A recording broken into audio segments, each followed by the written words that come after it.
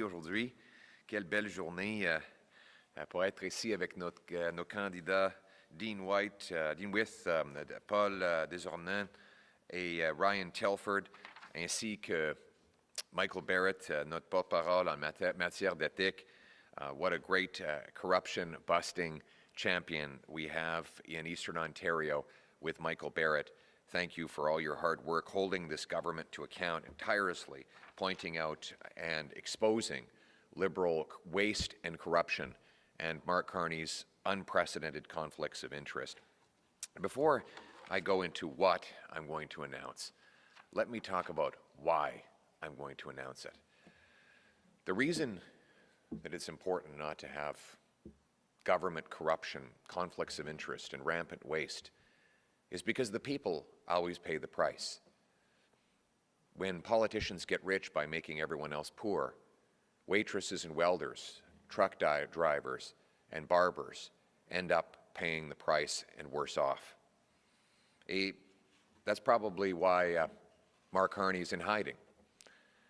Mark Carney is hiding again today in the middle of the election campaign he called, so that you can forget that the lost Liberal decade drove the cost of housing and food up and drove your wages and living standards down.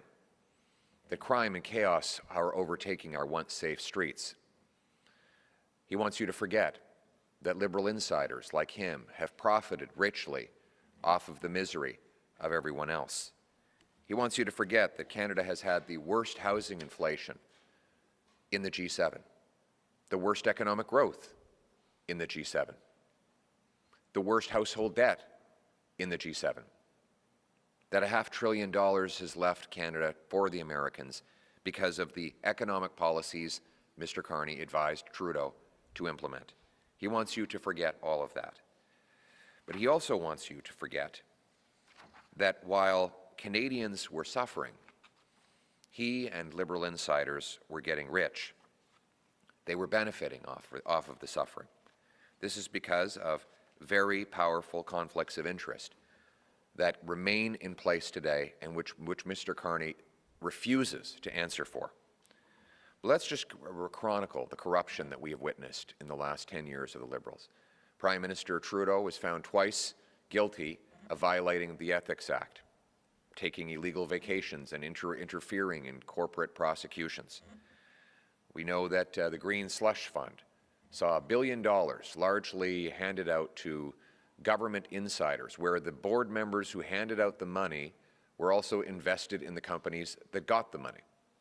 Then there was the Arrive scam, a useless app no one needed that cost hundreds of times more than necessary and in the end didn't work, and no one was held accountable. The amount of money now spent on government contractors has gone up by well over 100% in a decade to over $20 billion. Roughly $1,400 per family is spent in federal taxes to fund consultants. Now, if you think for a second that this Liberal corruption is going to change with a fourth Liberal term headed by Mark Carney, sadly, you'd be exactly wrong. In fact, Mark Carney brings even more conflicts of interest. He's invested in a company that has money stashed away, billions of dollars stashed in overseas tax havens. He has a company that is in debt to the Chinese government-backed bank to the tune of $250 million.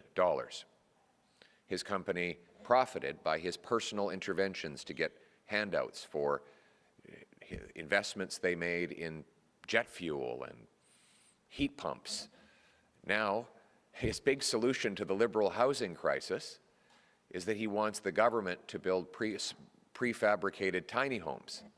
Well, his company is invested in prefabricated tiny homes. Clearly, this is not about helping young people own their own home. It's about filling the pockets of his investors and himself.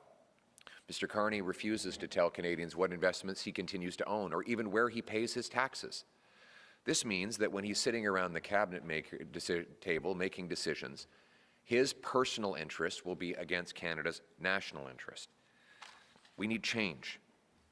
Change so you can afford a home. Change so you can afford food. Change so your paycheck rises faster than your cost of living. Change so you have safe streets and crime-free communities again. Change so you can be confident that your government is working for you, not for wealthy insiders or for the politicians who are making the decisions. La raison pour laquelle M. Carney se cache aujourd'hui, c'est parce qu'il veut vous faire oublier que le coût du logement a doublé pendant les années libérales, que le coût de nourriture a gonflé et que votre chèque de paie est en baisse lorsque vos coûts sont en hausse. Il veut vous faire oublier les décennies perdues des libéraux, où le coût du logement a doublé, notre dette nationale a doublé, les files d'attente des banques alimentaires ont doublé, les aliments ont augmenté 36% plus rapidement ici au Canada qu'aux États-Unis, et nous avons eu la pire croissance économique parmi le G7, le pire endettement familial parmi le G7 et la pire inflation immobilière parmi le G7. C'est ça la décennie perdue des libéraux. Il ne veut pas défendre le bilan qu'il a comme conseiller économique à Justin Trudeau, ni défendre les scandales entourant ses propres conflits d'intérêts. Si on choisit un quatrième mandat des libéraux, on va avoir plus de coups, plus de crimes et plus de corruption. Mais on peut changer avec un nouveau gouvernement conservateur qui va couper taxes et impôts, libérer nos entrepreneurs pour bâtir des logements et produire nos ressources naturelles, nous rendant plus indépendants face aux Américains. Nous pouvons avoir un nouveau gouvernement qui va rendre nos politiciens et notre gouvernement imputables. The last time we had a Conservative government, we were on the heels of a lot of other Liberal scandal. Who could forget the sponsorship scandal? We came to office promising an Accountability Act, and we delivered. We passed laws forcing more disclosure of government information, banning conflicts of interest, cracking down on insiders, setting up the lobbyist registry so that we knew who was paid to influence government decisions. And it worked for a while until Liberals found loopholes. We have to give them credit. They're very creative. As much as we tried to stomp out all the Liberal corruption, they went to work to find ways around the rules. So I'm announcing today that a new Conservative government will bring change by introducing the Accountability Act 2.0, designed to remove the loopholes that Mr. Carney and the Liberals are using to avoid accountability for themselves and for their party. We're going to put Canadians first for a change. We're going to have an accountable government for a change. We're going to have politicians and leaders who work for you, for your affordable home and food, for your safe street, for your paycheck, for a change. So let me lay out some of the elements of this plan. First, we will ban shadow lobbying. Now, shadow lobbying is when professional VIPs with big shot titles call themselves advisors so that they can influence government decisions to profit themselves, but then get around lobbying rules. And Mr. Carney's been famous for this. He bragged that he lobbied the British government to increase jet fuel prices while his company invested in the jet fuel. He brags that he influenced governments to subsidize heat pumps while his company invests in heat pumps. He says that he's going to reverse the Liberal housing crisis by having the government build prefab tiny homes. Well, his company is invested in prefab tiny homes. Using a fake title of advisor to push policies that enrich yourself while impoverishing everyone else is an unacceptable conflict of interest, and it is nothing more than glorified corporate lobbying that is unregistered. We have a lobbyist registry which is meant to allow Canadians to know who is taking money to influence government decisions. We cannot allow high-priced corporate insiders like Mark Carney to go around those rules. And so, henceforth, we will eliminate the lobbying loophole and require anyone who's acting as an advisor to government officials to declare themselves and register as a lobbyist whenever they are advising on matters that touch upon their financial interests or that of their company. This would have required Mr. Carney register as a lobbyist when he was talking about anything that would have profited his corporate interests at Brookfield. Second, we will stop politicians from profiting off their own decisions. Ministers should not be involved in setting policies that enrich themselves or their families without accountability. We should not allow people to use their political power in government to make decisions that will advantage themselves above and beyond the public interest. Let me explain the problem. There is a section in the Ethics Act right now that allows a politician to make a decision that benefits him or his family if it benefits other people as well. Now, the reason that was set up was so that, for example, Jim Flaherty benefited by cutting the GST because his consumer purchases were a little more affordable. But, of course, everybody benefited. We didn't want to declare that to be a conflict of interest. But it's been widely over-interpreted to allow, for example, Bill Morneau to make policies that affect insurance plans just because there are multiple companies that benefit from it and not just his. And so we will put in place a stricter test that will ban politicians, particularly ministers, from any involvement in decisions that would benefit their interests more than the public interest. They would also have to declare these interests publicly and widely so that everyone knows. Third, we'll increase the fines for ethics violations to $10,000. No more slaps on the wrist. 4, tax transparency. Anyone running for office will have to disclose where they paid taxes for the last 7 years. In which country?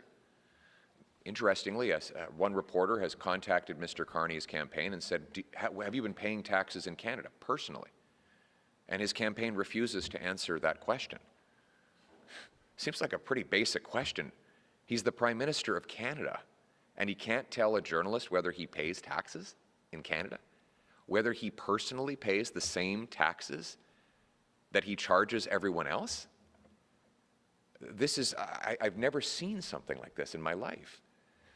And then you have his corporate interests, where we know he has cash stashed in Bermuda, in the Caymans, and other of the most flagrant offshore tax havens. So while he was advising Justin Trudeau to raise your taxes, he was dodging his. He still has those conflicts in place.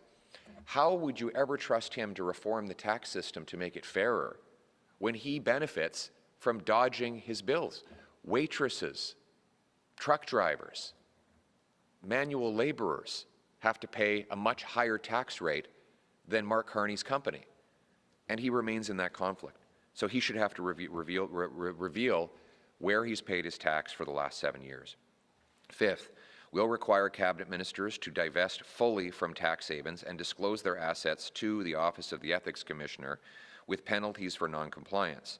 No more so-called blind trusts that are only blind to the public.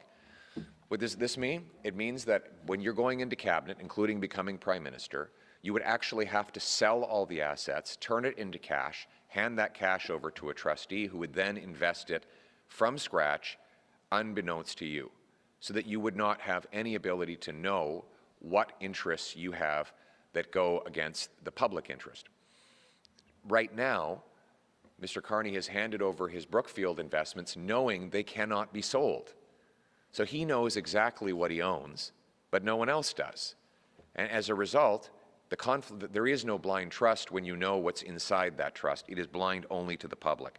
He should have to sell and liquidate these investments and then have the cash reinvested without his knowledge so that he could not possibly act in his own interest and against the Canadian interest. Sixth, we'll require party leaders to disclose their assets within 30 days of becoming leader or require the Prime Minister to divest their assets within 30 days of taking that job. Le dernier gouvernement conservateur sur lequel j'ai servi a introduit la loi fédérale sur la responsabilité pour mettre fin à la corruption libérale qui nous a apporté le scandale des commandites. J'étais le secrétaire parlementaire, en passant, qui a fait adopter cette loi au comité. Mais dès que les libéraux sont retournés au pouvoir, ils ont trouvé de nouvelles failles à exploiter et de nouveaux moyens d'échapper à cette loi. C'est pourquoi un nouveau gouvernement conservateur va présenter une nouvelle loi, la loi de responsabilité 2.0. Un plan pour mettre fin à la corruption au sein du gouvernement, éliminer les échappatoires qui profitent aux initiés comme Mark Carney et mettre le Canada d'abord pour faire changement. Voici comment. Premièrement, on va interdire le lobbying fantôme. Tous ceux qui conseillent directement ou indirectement le gouvernement et qui sont susceptibles d'en tirer un avantage financier, comme l'a fait Carney lorsqu'il conseillait Justin Trudeau pendant les 5 dernières années, doivent enregistrer en tant que lobbyistes sans aucune exception. Deuxièmement, on va interdire aux hommes politiques de prendre des décisions qui les enrichissent, eux ou leurs familles. On va exiger l'approbation du commissaire à l'éthique ainsi que la divulgation publique de tous les intérêts personnels. La fonction publique doit être au service de la population. Elle ne doit pas être une source de profit. Donc, dans plusieurs cas, M. Carney profite des mauvaises décisions. L'inflation gonfle ses actifs et favorise son entreprise. Ça, c'est un conflit d'intérêts. Ça va être interdit. On ne veut pas qu'un premier ministre travaille pour gonfler ses actifs en créant une inflation qui nuit à la population. Troisièmement, on va augmenter les amendes pour les violations de l'éthique à 10 000 $. C'est fini, les avertissements.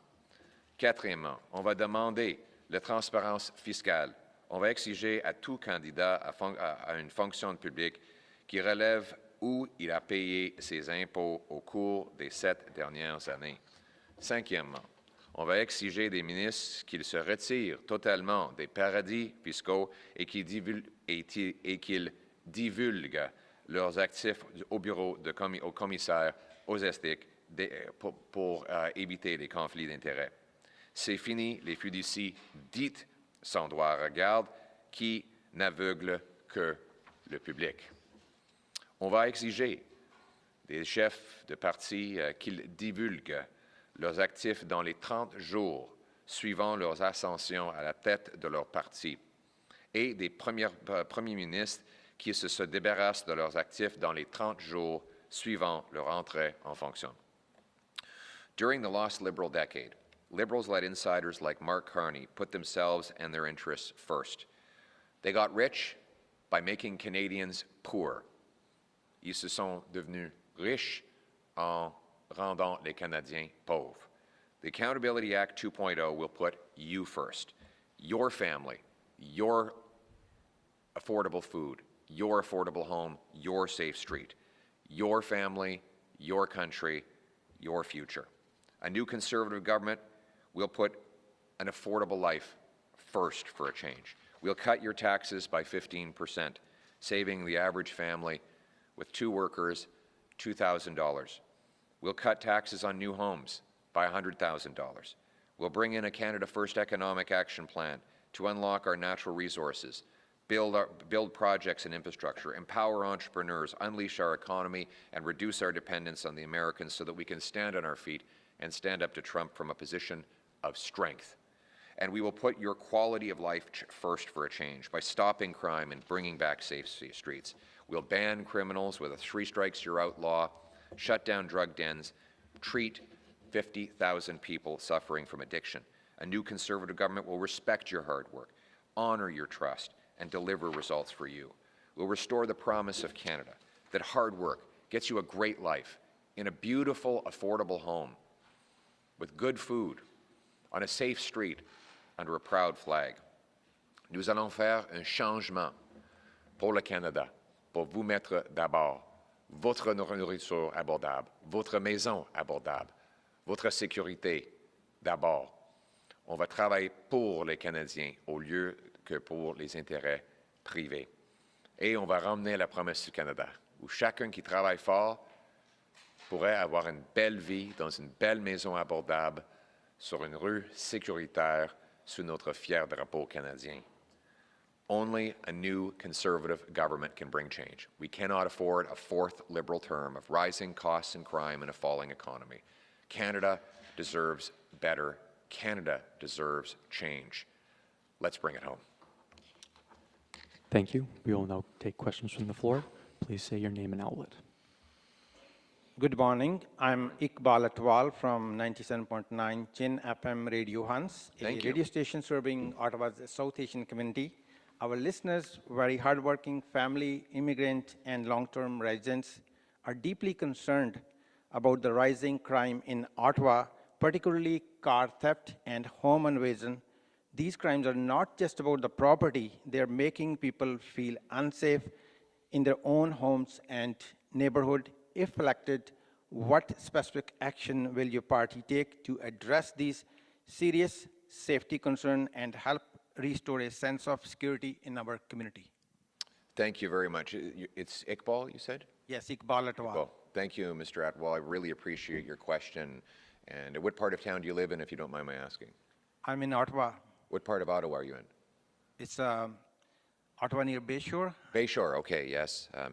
These used to be really safe neighborhoods. The reason I asked, I lived in Barhaven, not too far from Bayshore. And I remember, when I lived there, you could basically leave your door unlocked. It was so safe. But after the lost Liberal decade of catch and release, hug-a-thug laws, crime is raging out of control.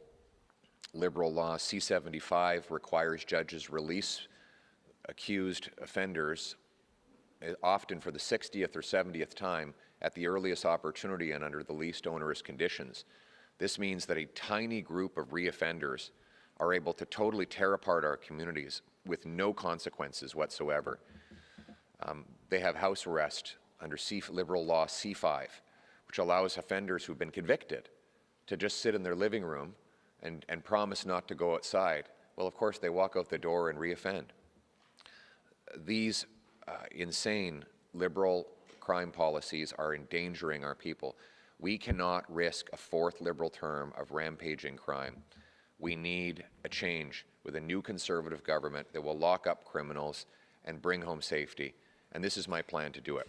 I will repeal Liberal law C-75 to end catch and release bail. I will repeal C-5, the Liberal house arrest law. We will bring in a 3 strikes you're out law, which says that anyone convicted of 3 serious offenses will automatically be ineligible for bail, parole, probation, or house arrest for the rest of their lives. They will serve a minimum of 10 years and a maximum of life and will only get out of jail if they have an impeccable record of clean drug tests, good behavior, and learning an employable skill.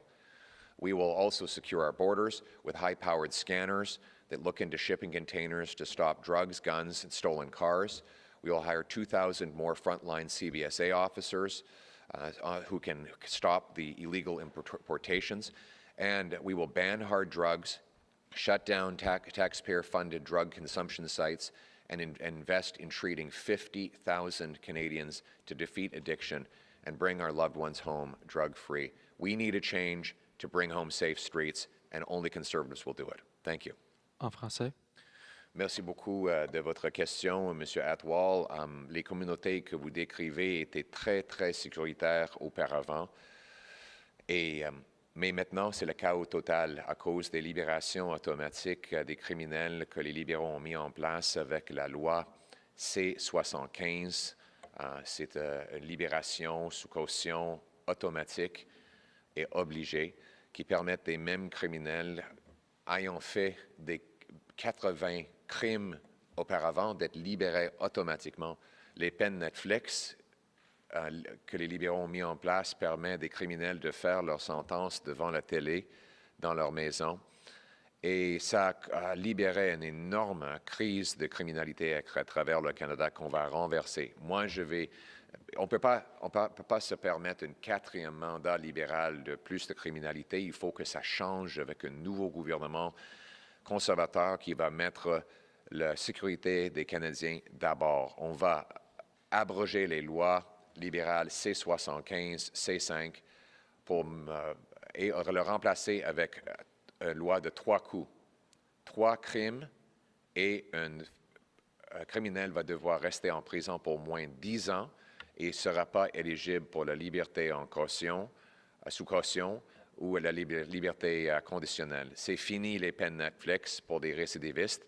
Ils vont aller en prison. On va sécuriser nos frontières avec des scanners de boîtes de conteneurs, plus d'agents immobiliers, d'agents frontaliers et moins de trafiquants d'armes et de drogue.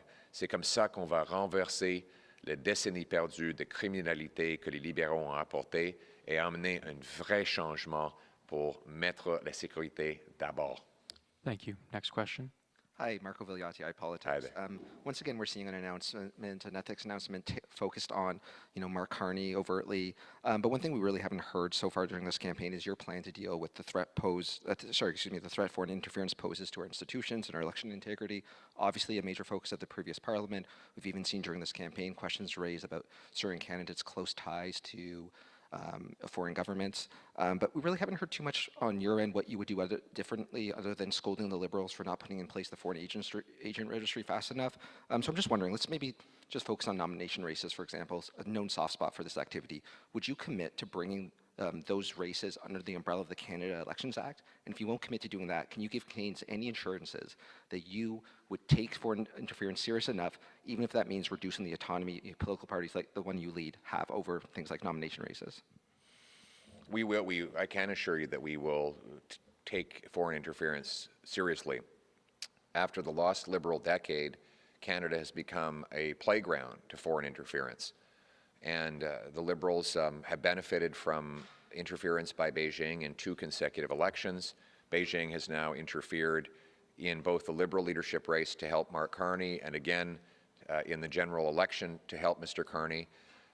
Mr. Carney learned of a Liberal candidate on his roster that was telling people to send his Conservative opponent back over to China on a bounty where he would have been imprisoned or killed, and Mr. Carney refused to get rid of that candidate.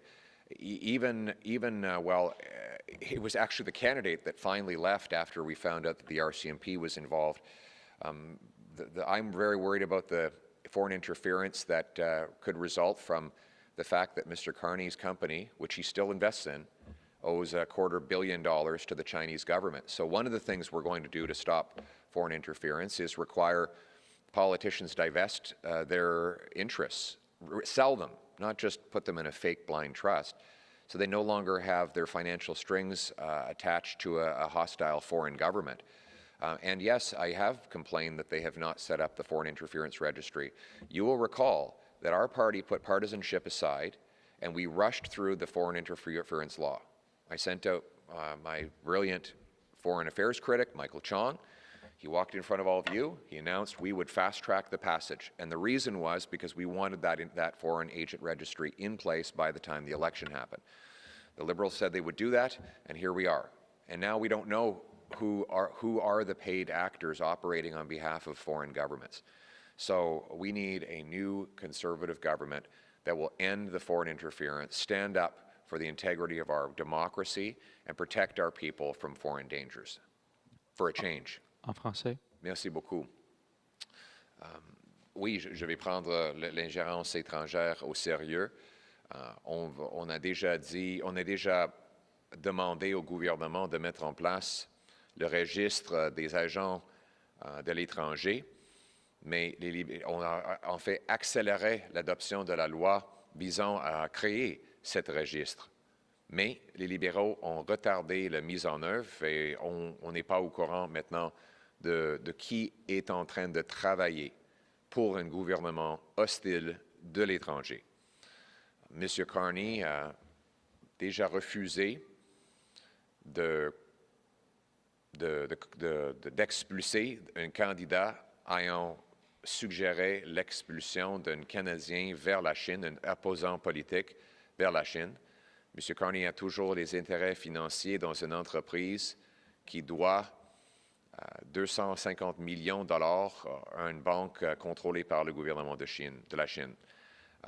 On ne peut pas continuer comme ça. Il nous faut un nouveau gouvernement qui va empêcher l'ingérence étrangère, qui va mettre en place le registre pour exposer ceux et celles qui travaillent pour des gouvernements étrangers et contre nos intérêts, et qui va protéger nos citoyens ici au Canada contre l'agression des gouvernements de l'étranger. Merci beaucoup. Thank you. Next question. Bonjour, M. Poilievre, Olivier Ferron-Boissy de TVA. Vous l'avez mentionné, ça fait 3 jours que M. Carney ne fait pas campagne, 3 jours qu'il ne prend pas de questions de la presse. Pourtant, ça ne semble pas lui nuire. Il n'y a pas grand-chose qui semble coller, en fait. C'est quoi le problème? C'est un choix pour les Canadiens. Après le décennie perdue des libéraux, où les coûts augmentent, la criminalité est en hausse et notre économie est en baisse, est-ce qu'on veut un 4e mandat pour des libéraux? Ou est-ce qu'on veut un changement avec un nouveau gouvernement conservateur qui va couper les taxes et les impôts, libérer nos ressources naturelles, permettre la construction de logements que les jeunes puissent acheter et ramener les emplois ici au Canada pour faire face aux Américains avec la force? C'est ça le choix. Ou bien un 4e mandat des libéraux, ou bien un vrai changement avec les conservateurs. C'est le choix que les Canadiens vont devoir prendre et j'ai confiance qu'ils vont prendre et ils vont faire la bonne décision. Thank you. In English. Thank you very much for the question. The choice that Canadians will have to make is, after a lost Liberal decade, where costs and crime are skyrocketing and our economy is falling under the American thumb, are we going to elect them to the Liberals to a 4th term and have more of the same? Or is it time for a change with a new Conservative government that will axe taxes, greenlight home building, resource development, bring home our jobs so we can stand on our own 2 feet for a change? Look, it's the same Liberal gang, same Liberal ministers, same Liberal MPs, same Liberal advisors making the same Liberal promises that got us into this mess over the last decade. Canadians will have to decide if they can afford a 4th term. Change means hope. Change means affordable food. Change means affordable homes. Change means safe streets. Change means, well, change in your pocket. Thank you. We will now go to the final question. Colton Prale, CTV. Yes, sir. In 2 weeks, whoever forms government is going to face critical American trade negotiations. Who would you lead? Who would you have lead your team in those negotiations? Well, we'll be announcing our foreign minister and our cabinet after the election. But I've never seen a politician announce his cabinet before he gets elected. So that would be pretty presumptuous to start naming a cabinet before the election is over. We have a strong team of people. You look at our shadow cabinet, we have a phenomenal group that have shown tremendous competence and readiness. And look, the reality is that Mark Carney is running on a false promise. He claimed that he'd made progress with Donald Trump in his phone call, and 2 days, 3 days later, we got hit with more tariffs. And then when the rest of the world got a pause on tariffs, Mr. Carney did not secure that. Now, I'm not blaming him for that. The blame rests with Donald Trump for wrong-headed tariffs. What I'm taking issue with is making false promises. We need to focus on what we can control, which is to say, reverse the disastrous economic policies that Mark Carney advised Justin Trudeau to put in place over the lost Liberal decade.